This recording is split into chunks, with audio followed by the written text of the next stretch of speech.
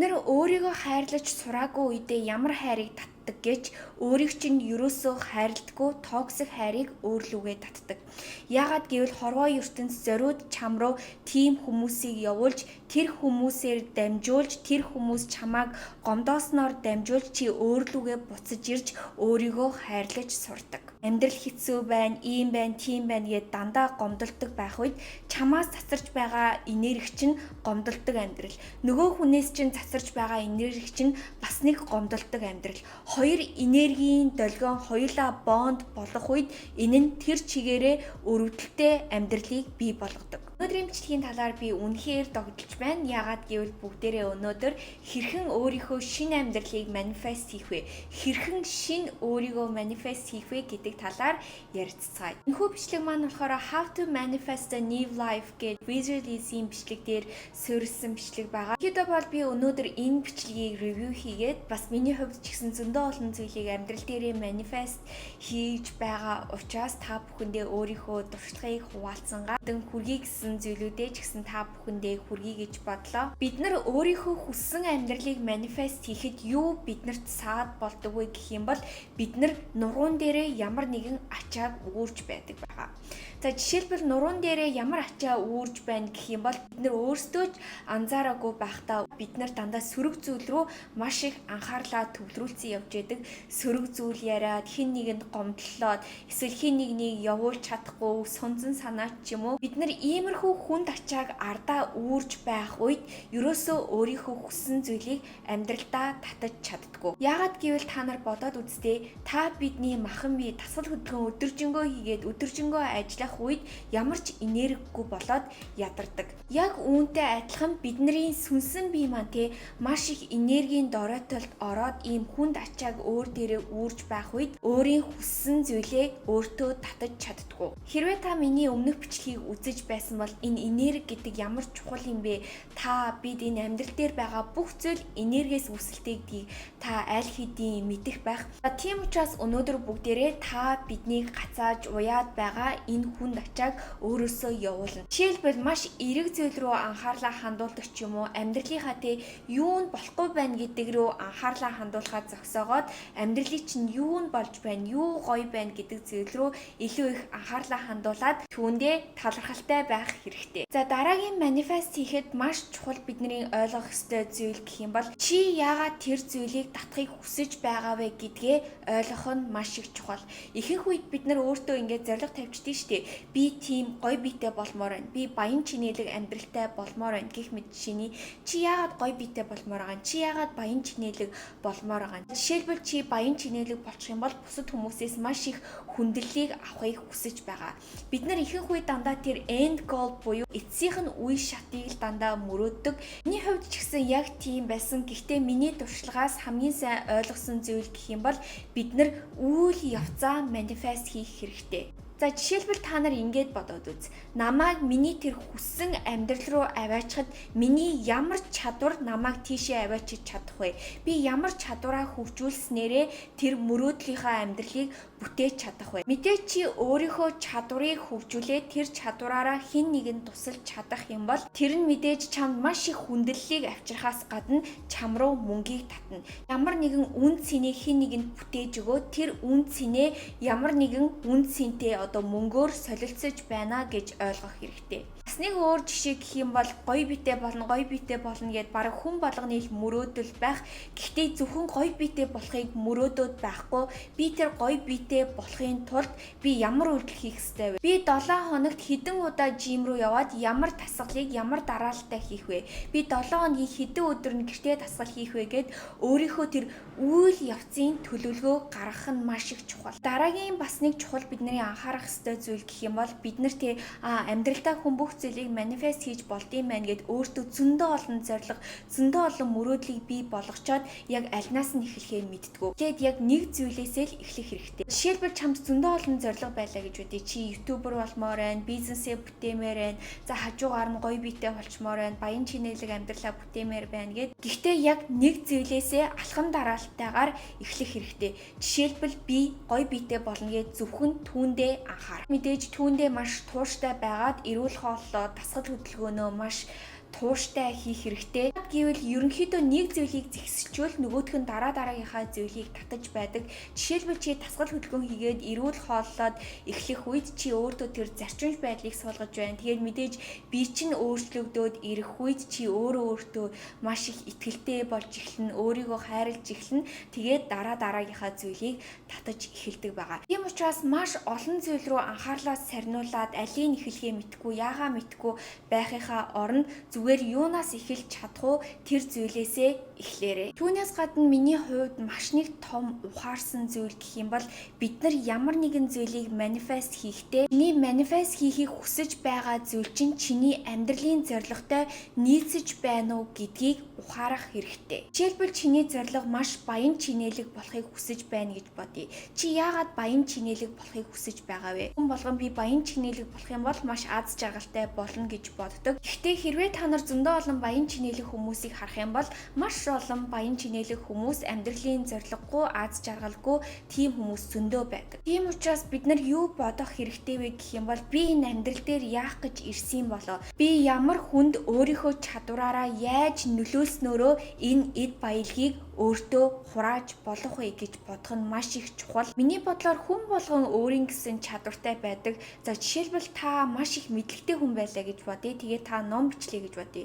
Тэр номоо те би зөвхөн мөнгө олно гэж бичгүйгээр би энэ номон дээр өөрийнхөө мэдлэгийг зөндөө олон хүмүүст түгээгээд би энэ номороо дамжуулаад хүмүүст хэрэг нөлөөлж чадах вэ? Хэдэн хүний амьдралыг өөрчилж чадах вэ? Бид нар яг өөрийнхөө нөлөөлөх чадварыг бодоод энийг бас нэг win-win situation гэж хэлдэг. Ямар нэгэн зүйлд сэтгэлээсээ хандах хэрэгтэй. Хуулийг л ойлгочих юм бол бид нар өөрийнхөө хүссэн амьдралыг татаж чадна, хүндлэлийг өөртөө татна. Тэгээд энэ үнцийн чинь угаасаа мөнгөөр солигдох нь тодорхой. Мэдээж бид нар ийм аргаар өөртөө баялагийг бүтээх үед бидний амьдралд маш их юм утга учиртай санагдаж эхэлнэ. Дараагийн маш нэг чухал зүйл гэх юм бол ямар нэгэн зүйлийг манифест хийхин тулд бид нар өөрийнхөө далд ухамсар, далд бодолтойгоо маш их холбогдох хэрэгтэй байд юм байлээ. Хэрвээ та нар миний YouTube-ыг харах юм бол доор нь зөндөө олон охтууд комент бичсэн байдаг. Манай эмэгтэй найзууд намайг тэгж дуудаг, ингэж дууддаг. Манай найзууд намайг ашигладаг. Миний багаасаа хамт 10 жил, 8 жил найзсан найз маань намайг одоо тоохгүй байна гэх мэт хүн ер нь нэгэн хэвийн зүйлээ өөрлөгөө татгаад байдаг. Өмнө нь toxic relationship байсан бол дандаа тэр toxic relationship-ээ татдаг. Toxic найзуудтай байсан бол дандаа тийм өөрийг нь тоодгүй тийм найзуудыг өөртөө татгаад байдаг. Visualize-ийн хувьд ч гэсэн эмэгтэй найзуудын хувьд маш их асуудалтай байсан гинэ. Яагаад гэвэл маш олон жилийн өмнө нэг өдөр найз гэж бодож байсан охин гадуур ингээ хоолны газар байхад нь чи дандаа намайг сток хийдэг, одоо ингэж намайг дагахаа бол гэдэг ийм олон нийтийн газар өөрлөө нь хашгирж исэн гэсэн. Visualize-ийн хувьд яасан бэ гэх юм бол яг тэр үед амар traumatized болонгуудаа тэр мэдрэмжээ тархин дотроо хадгалсан. Одоо ер нь ингээд бодоод байх юм бол бид нар ямар нэгэн traumatized болсон ч юм уу, багын найз нь чамайг тоохгүй байсан ч юм уу те, эсвэл чиний нөгөө хуучин найз залуу чинь чамайг тоож байгаагүй тэр хэцүү үеүдээ бид нар далд ухамсартаа хадгалчдаг. Бидний мэдрэмж бодол нь ийм мэдрэмжийг өөртөө хадгалсан байх үедээ дандаа далд ухамсараараа тиймэрхүү харилцааг өөрлөгөө татдаг. Энэ байдлаас хэрхэн гарах вэ гэх юм бол detachment буюу ямар нэгэн зүйлээс хамааралгүй болж сурах хэрэгтэй. Нэг миний ойлгосон зүйл гэх юм бол өөрийгөө зүгээр л хувь хүн гэдгээ ойлго. Тэр ч хувь хүн, чи ч хувь хүн. Чиний амьдрал хинээс ч хамааралгүй. Бид нар ихэнх үед юу гэж боддог вэ гэх юм бол би дандаа ийм хүмүүс татдсан байна. Би үн цэнгүй болохоор тийм. Би царай муутай. Би ийм болохоор тэгдэм байна гэж боддог. Гэхдээ ийм биш, зүгээр л бидний далд ухамсар өмнөх traumatized болсон энэ байдал чинь одоогийн энэ янз бүрийн муу relationship-ийг чам руу татаж байсан. Бид нар зүгээр л энийг ухаарад энэ миний далд ухамсар байсан юм байна. Одооноос эхлээд би зөв хүмүүсийг татна. Би энэ мэдрэмжээ бүгдийг мартна, бүгдийг явуулна гэж бодох үед бүх зүйл өөрчлөгддөг. Хар нэгэн зүйлийг өөрийнхөө амьдралд манифест хийхийн тулд чиний хүсэж байгаа зүйлдээ зэрэгцэх хэрэгтэй. Жишээлбэл би баян чинэлэг болмоор байна, би гоё биетэй болмоор байна гэд өдөржин гэртээ хэвтэх юм бол чи хизээж хүссэн зүйлдээ очиж чадахгүй. Эсвэл чи өөртөө маш их гайхалтай хайрыг татахыг хүсэж байна гэж бодъё. Намайг хайрладаг гоё залуу, гоё охин гарч ирээсэй гэж маш их хүсдэг. Гэхдээ чи энэ хайр гэдэг зүйлийн мөн чанарыг ойлгоод өөрийгөө хайрлахгүй бол чи хизээж тэр гоё хайрыг татаж чадахгүй. Бид нар өөрийгөө хайрлаж сураагүй үедээ ямар хайрыг татдаг гэж өөрийг чинь ерөөсөө хайрладаггүй токсик хайрыг өөрлөгөө татдаг. Яагаад гэвэл хорвоо ертөнц зориуд чам руу тийм хүмүүсийг явуулж тэр хүмүүсээр дамжуулж тэр хүмүүс чамааг гомдоосноор дамжуулж чи өөрлөгөө буцаж ирж өөрийгөө хайрлаж сурдаг. Өөрийнхөө хүрээллийг нэг хараад үз. Орчин тойрны чинь хүмүүстэй дандаа чамтай адилхан яг гомдолдог. Амьдрал хэцүү байна, ийм байна, тийм байна гэд дандаа гомдолдог байх үед чамаас цацарч байгаа энерги чинь гомдолдог амьдрал. Нөгөө хүнээс чинь цацарч байгаа энерги чинь бас нэг гомдолдог амьдрал. Хоёр энергийн долгион хоёулаа бонд болох үед энэ нь тэр чигээрээ өрөвдөлтэй амьдралыг бий болгодог. Өөрийнхөө найзууд хүрээллийг нэг сайн хараад үзээрэй. Хин чамааг дэмжиж, өсгөж, дэвжүүлж тэ хинээс чи суралцж байна. Дандаа тийм хүмүүстэй хамт байх хэрэгтэй. Яагаад гэвэл энэ нь бидний belief system буюу бидний энэ итгэж үнэмшлэх системд маш их нөлөөлдөг. Жишээлбэл тэ танаа гэрийнхэн хамаатныхан чинь мөнгө олох үнэхээр хэцүү, мөнгөний талаар муу бодолтой байх юм бол чамааг тэр мөнгөний хязгаарлагдмал бодол чамааг ингээд бариад ерөөсөө чи тэр баялагийг бүтээж чадахгүй. Ямар хүмүүс хин чамааг шинээр тархийг чинь програмчилж болохоор байна. Тэр хүмүүстэй ойр байх гэж хичээ. Эсвэл тэ зүгээр ютубер ч юм уу өөр хүмүүсээс ч гэсэн суралцаж болно. Бид нартэй ерөөсөө тийм амжилттай явж байгаа, гоё явж байгаа хүмүүст ерөөсөө атаарахгүй бас тэр хүмүүсийгтэй янз бүрийн очиг дээгүүр бодохгүй зүгээр л тэ энгийн хүн ийм зүйлийг бүтээж болж байгаа юм чинь би ч гэсэн бүтээж болох юм байна гэсэн тийм сэтгэлгээгээр хандах хэрэгтэй. Бид нар ямар нэгэн зүйлтэй дандаа санаа зовоол байж идэг. Гэхдээ ерөөсөө санаа зовох шаардлагагүй. Амьдрал чамд бүх зүйлийг бэлдсэн байгаа гэдэгт итгэх хэрэгтэй. Та нарт нэг ийм мэдрэмж төрж ирсэн. Та нарт яана би ингэчлээ, яана би тэгчлээ, яана би ажлаа алдчихлаа, яана би ингээд найз залуугүй болчлоо гэд ботсон чинь хэсэг хугацааны дараа амьдрал чинь бүр тэрнээсээ хамаагүй илүү дээр болцсон байх тийм үе байдаг. Угаасаа амьдрал дээр бид нар зөндөө олон хүнд хэцүү зүйлийг туулдаг. Гэхдээ одоогийн байдлаар чи ямар ч хэцүү зүйл туулж байсан зүгээр энэ нь амьдрал чамааг энэ зүйлээр чинь дамжуулаад ямар нэгэн зүйл рүү хүргэх гэж байна гэж бодох хэрэгтэй. Хорвоо ертөнц дандаа чамааг дагуулж байгаа гэдэгт итгэх хэрэгтэй. Магадгүй та нарт энийг сонсоход жоохон сонин сонсогдож байж магадгүй. Миний амьдралд ийм олон зүйл тохиолдоод ингэж байхад яаж энэ хорвоо ертөнц намайг дагуулж байгаа гэдэгт итгэх юм бэ гэж бодож байж магадгүй. Яагаад гэвэл энэ нь бидний өөрсдийн маань үйлдэлээс болдог гинэ. Амьдрал биднэрт ингээ ямар нэгэн том зүйлийг өгөх гээд байх үед бид нар ерөөсөө өөртөө юм уу энэ хорвоо ертөнцид итгэж чадахгүй дандаа хуучин зүйл рүүгээ буцаж очдог.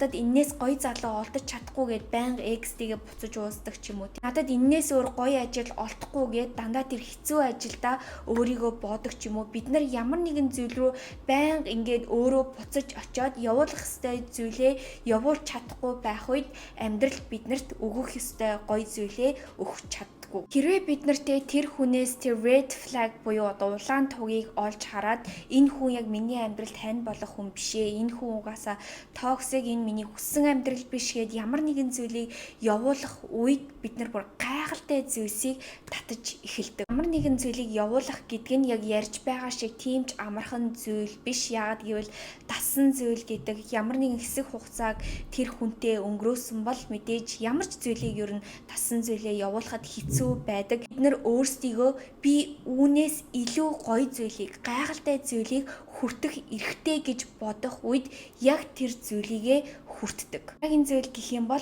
бүх зүйл талархалтай байж сурах. Амьдралд чинь юу байна те? Миний хувьд гэх юм бол би яг талархлын дэвтрийг өдөр болгон хөтэлдэг. Өдөр болгон би талархалтай зүйлээ илэрхийлээ. Зүгээр гадуур алхаад явж байхдаа ч гэсэн өнөөдрийн энэ гоё цаг агаарт баярлалаа. Надад хүсэл мөрөөдөл мөн байгаа учраас баярлалаа. Надад YouTube маань байгаа учраас баярлалаа гэд жижигхэн зүйлд чамаагүй талархалтай байж эхэлснээрээ миний амьдралд бүр зөндөө олон зүйлийг өөрчилж чадаад түүнээс гадна зөндөө олон зүйлийг татаж байгаа. Бас зөндөө олон хүмүүс чи өөрийнхөө тэр journal-ыг Монгол зарж байгаа мó гэж асууж исэн. Монголд ерөөсөө зарж эхлэегүй байгаа. Гэхдээ удахгүй би өөрийнхөө journal-ыг монгол хэл дээр бас удахгүй би болгоод Монголд зарна гэж бодож байгаа. Заавал тэр journal байх албагүй. Зүгээр өнөөдрөөс эхлээд цаасан дээр өдөр болгон талархлаа бичдэг ч юм уу, өдөр болгон зүгээр амаараа хэлдэг ч юм уу, зүгээр л бүх зүйл талархалтай бол. Хэрвээ та нар ингэж харах юм бол бид нар ямар нэгэн зүйлийг манифест хийх нь яг биднээс өөрсдөөс маань шалтгаалдаг. Чи цаасан дээр юу бичсэн байна, яаж мөрөөдлөө тодорхойлж гин, амнаасаа юу гаргаж гин, даалт ухамсар, даалт бодлороо юу бодож гин гэд бид нар тэр чигээрээ өөрсдөө байгаа. Яг өөрөөс чинь гарч байгаа тэр энергийн долгион, өөрөөс чинь цацарч байгаа тэр аура ямар байна, яг түүндээ анхаарлаа хандуулад энэ энерги аура өөрчилснөөрөө өөрийнхөө мөрөөдлийн амьдралыг татаарай. За тэгээ та бүхэндээ өнөөдрийн бичлэгийг үзсэнд үнэхээр их баярлалаа. Дараагийн бичлэгээр дахиад уулзлаа. Түр баяртай.